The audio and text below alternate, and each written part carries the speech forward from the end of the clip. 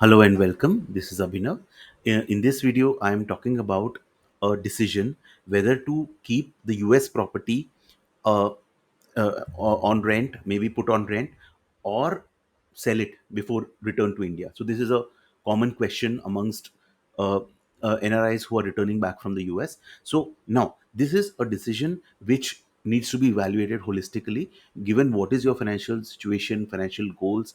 What here I am talking about is from a very limited perspective of the taxation, right? The US and India taxation, some points that you should keep in mind, right? So I've made a list of points, so I'll just take one by one, right? Now, if you're saying that I want to keep the property in the US, please understand, and this video is mostly made from the perspective of an Indian citizen, Indian resident, a non-US citizen, or a green card holder, right? So now the impact is that if you are like an Indian citizen on H1B visa planning to return back to India and have a property back in the US, it may be a rental property, it may be a primary residence.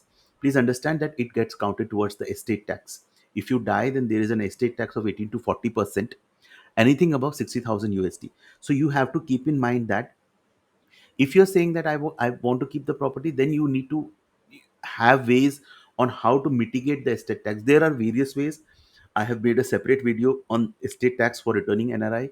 One of the most common ways is buying a term insurance, but the Indian term insurance, the Indian insurance companies may not underwrite for that high amount. So you may want to buy a US insurance and Indian insurance, but the US insurance you need to take care to buy it through an ILIT route, irrevocable life insurance trust, and not directly. So these are certain points that you should be aware of if you want to keep the house in US.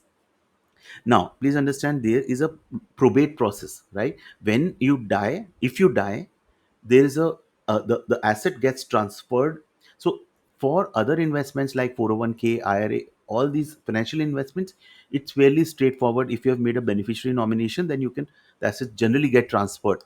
But in case of property, now every state in the US has certain laws with respect to succession, and there is a probate process that may get involved, which has its own costs, and more importantly, the time that it takes for the property to get transferred in the heir's name. Plus, under the tax rules, there is a 2 year minimum wait time for the entire probate, the estate tax process to be conducted. So till that time, your heirs will have to wait, and they have to coordinate with the CPA or an estate attorney in the US. So you have to keep in mind that, right? So I'm telling you what you need to keep in mind if you're keeping property in US. Then the hassle of claiming the money, because see, we have to also think holistically. You if you die and something happens to you, you have to also keep in mind that your better half may not be in the right frame of mind to do all these things, right? Coordinate with the CPAs, attorneys, getting all the proceeds back to India. So it can be a hassle. So that also you need to factor in. Now, uh, now some states, for example, California, they have a domicile based taxation. So you can be considered as a domicile of the state even after you have moved out of that state, if you maintain ties with that state. And one of the factors which counts towards maintaining ties is if you own a property, right? So generally that is only one of the factors. Main important thing is like your family. Where is your family? Is it in US, in that state, or it's like there's no bright line test there.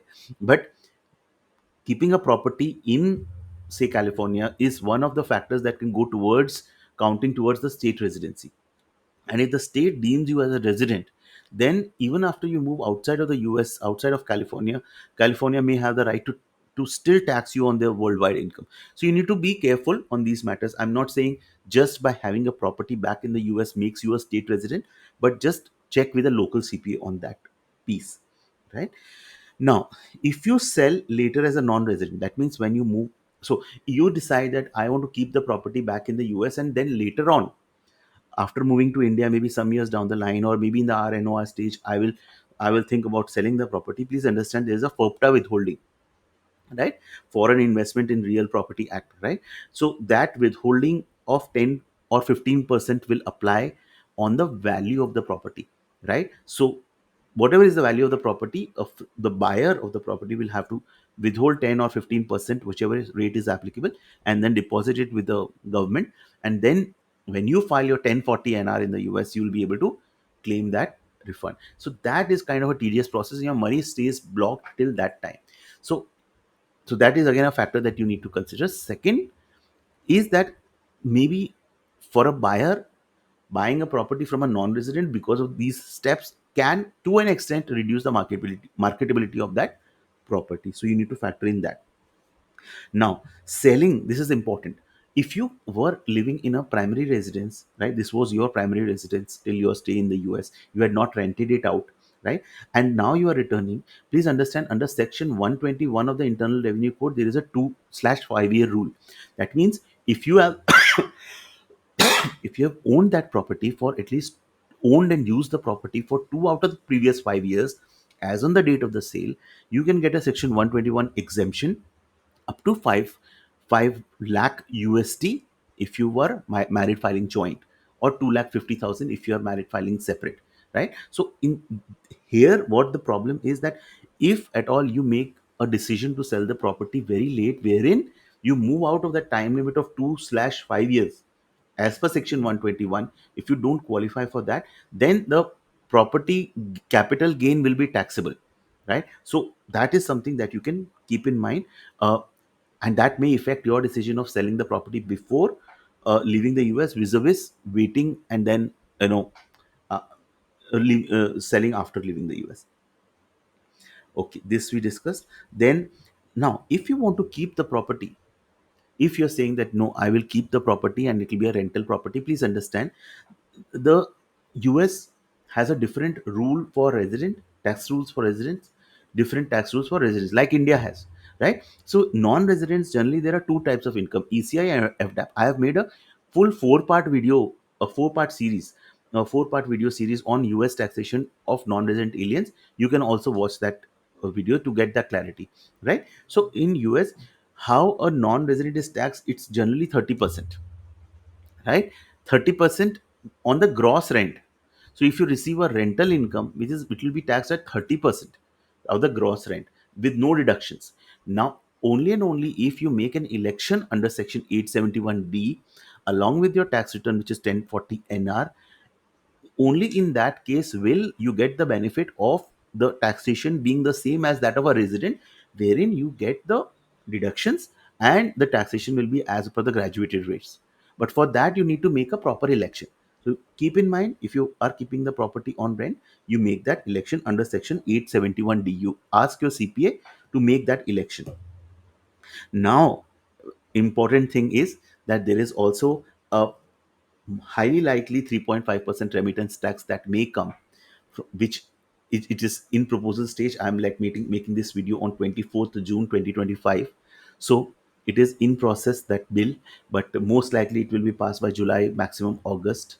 And it has a proposal that 3.5% remittance tax will be charged, and anyone other than US citizens, the impact will be there, right? So if I have seen the language of the bill, and to my reading of the law, it is that even a self to self remittance may be taxable. The remittance tax may apply. We have to await the finer details, but we have to also factor in the point that if you are maybe leaving US in this year, and then next year, if you plan to sell and then as a non-resident, so you have to also factor in that additional 3.5% remittance tax may also apply on and above the taxation that happens on the capital gains, right? Then there are any other changes by the US government, right, at the federal or the state level, on property holdings by non-citizens. This is not a taxation related thing, but given the political climate in US and the anti-immigrant sentiment that is there in the US, I mean, anything can happen. We don't know, right? So that is again, you can just keep that in mind. Then there is always the risk of kind of lawsuits and the tenants and managing the property in the US. Definitely, the property management system, the ecosystem is much more better. It's actually there in the US. It's not there. Nothing like that is there in India as such, right? So that is a positive, but still that risk is there. So generally, if you are planning to keep the property, you may want to keep it through under a LLC umbrella rather than individually owning it directly. That is another factor which you can check with your lawyer, whether holding a property through an LLC route is better vis-a-vis owning it directly if you plan to hold the property. Right now, if now this is from a personal finance point of view, if the property is a significant part of your overall portfolio, right? If the property is a significant part of the overall portfolio that you have, US plus India, and you are returning back to India, and your most likely expenses are there in India in INR, right? Maybe like for your retirement, right? And you hold the property in the USD, whereas the expenses will be in India, right? So you, to that extent, there will be a currency risk involved, right? The risk that the INR may strengthen against the USD, which can impact your long-term returns. And this, I mean, see, we do not know about next 20, 30 years how the currencies go. Experts know, experts also go wrong. So, but generally, the better idea is that you should align your investments with the currency and maybe in the country, right? Maybe when you return back to India, and you maybe don't want to keep your money back in the US in USD, knowing that the expense will be there in the INR. And also please understand, like, please do not overestimate the strength of the USD, considering the debt that US has, and it's like a ticking time bomb, right?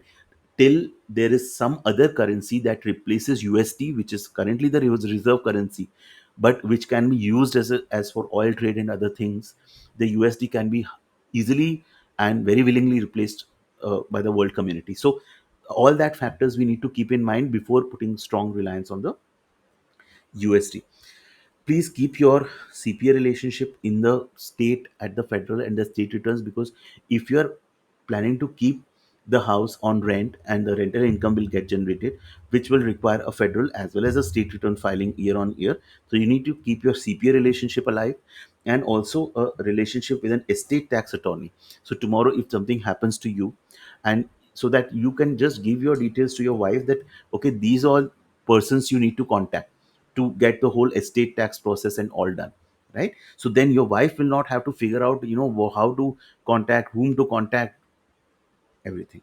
Right now, if you keep the property back in the US after you turn, so till our NOR stage in India, there is no requirement of disclosing the returns, the rental income from the US property. But after you become a ROR, resident and ordinary resident, which is generally after 2 years of your return to India, not in all cases, but generally, right? So you need to after your return and becoming an ROR, you need to disclose the rental income in India, the property rental income in India, it's chargeable to tax in India as per your slab rates. You need to also, again, the calculation will be as per the Indian tax law, right? The calculation, the gross annual value less 30%, net annual value, all that calculation will be as per the Indian tax law. Now, after the Finance Act 2025 amendment, uh, till two properties are self-occupied without assigning any reason, right? However, there is no prohibition as such, restriction as such on US property. However, will the tax department agree to that, or will they create a problem? Second thing, if you are claiming a rental deduction of the rent that you pay in the US, right? Rent that you pay to a US financial institution, whether it will be allowed as a deduction in India, in my view, again, it's a gray area. In my view, it should be allowed, though there is Section 25. But if you read Section 25 and 9 jointly, in my view, it should be allowed. However, there's a scope of tax litigation in India. See, overall, I will say that if you have, as an Indian resident, if you have assets outside India, there's always some scope of tax litigation that you need to be prepared, right? Okay, so that all those things you need to consider. Okay. A disclosure in Schedule FA is mandatory. Otherwise, there is a penalty of flat penalty of 10 lakhs. Right now, in my view, if you ask me, there is no standard one answer. It has to be evaluated basis the individual's personal situation, financial goals. But a general, like, a view that I have is that a better option. So even if, like people say that I have, like, maybe kids who would want to come back in the US, that's fine. But if they come back, then at that time you'll have that portfolio where they can maybe stay on rent, and then they can buy later on. You can gift them and they can buy. All that can be done. My point is, considering the estate tax and all these points, better option maybe to sell, move the money to India. Then when you move the money to India, if you want, you can move the money to a resident account and invest in India.